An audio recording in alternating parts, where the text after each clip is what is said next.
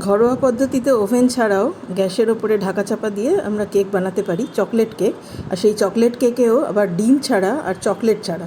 তাহলে চকলেট ছাড়া কী করে বানাবো? চকলেট ছাড়া বানাতে গেলে আমাকে আলাদা করে কোকো পাউডার আর ক্রিম দিয়ে আর চিনির ডাস্ট দিয়ে একটা আলাদা করে ব্যাটার বানিয়ে নিতে হবে, যেটাকে চকলেট সস বলতে পারি, বা চকলেট গানাশ বলা হয় এটাকে। তো সেই চকলেট গানাশটাই আগে বানিয়ে নিই বরঞ্চ। তাহলে আমি 4 চামচ দেবো হচ্ছে কোকো পাউডার, 4 চামচ দেবো হচ্ছে চিনির গুঁড়ো, আর এটাকে একটুখানি গ্যাসের মধ্যে নাড়াচাড়া করে ভালো করে মিক্সড করে নেব যতক্ষণ না চিনিটা গলছে।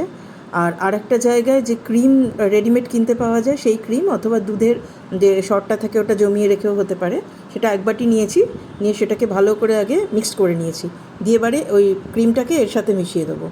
এবার আসল কেকটা বানানোর জন্য মিক্সিতে প্রথমে আমি কিছু কিছু ইনগ্রেডিয়েন্টস একসাথে মিশিয়ে একটা পেস্ট তৈরি করে নেবো।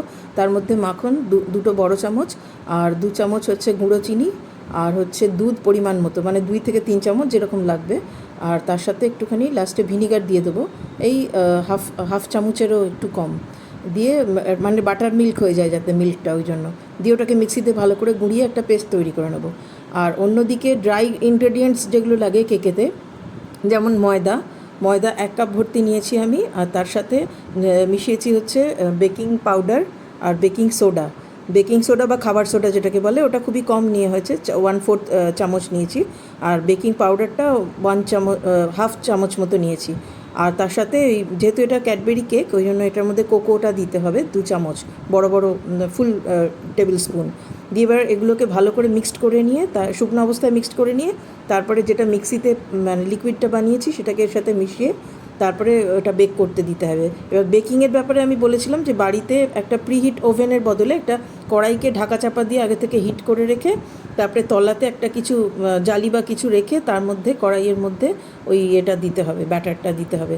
আর ব্যাটারটা মিক্স করার সময় খুব গায়ের জোর লাগবে না, হালকা করে ওই ঘুরিয়ে ব্যাটারটাকে মিক্সড করে তারপরে ওভেনে 45 মিনিটস মতো বেক করতে হবে। প্রিহিটেড কড়াইতে একটা স্ট্যান্ড রেখে তারপরে কেকটা বেক করার জন্য ঢাকা চাপা দিয়ে রাখা হয়েছিল, যেটা 45 মিনিটস। তারপরে মাঝখানে একটা টুথপিক বা কিছু দিয়ে দেখে নিতে হবে কেকটা কাঁচা আছে কিনা। যদি দেখা যায় কাঁচা নেই, তাহলে এবার ডিমোল্ড করতে হবে এটাকে।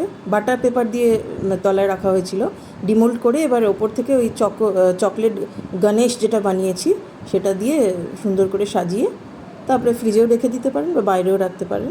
তাহলে আমার চকলেট কেক রেডি। খেয়ে বলবেন কেমন লাগলো খেতে, অবশ্যই বানাবেন। আর বাড়িতে ঘরোয়া পদ্ধতিতে বানানো, এক্সট্রা কিছুই লাগছে না।